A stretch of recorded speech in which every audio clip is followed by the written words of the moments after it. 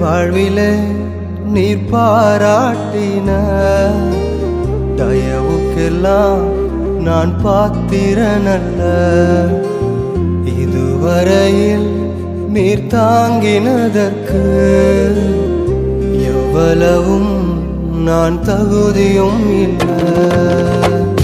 என் வாழ்விலே நீர் பாராட்டின தயவுக்கெல்லாம் நான் பாத்திரனல்ல. இதுவரையில் நீர் தாங்கினதற்கு எவ்வளவும் நான் தகுதியும் இல்லை. மாறாமலே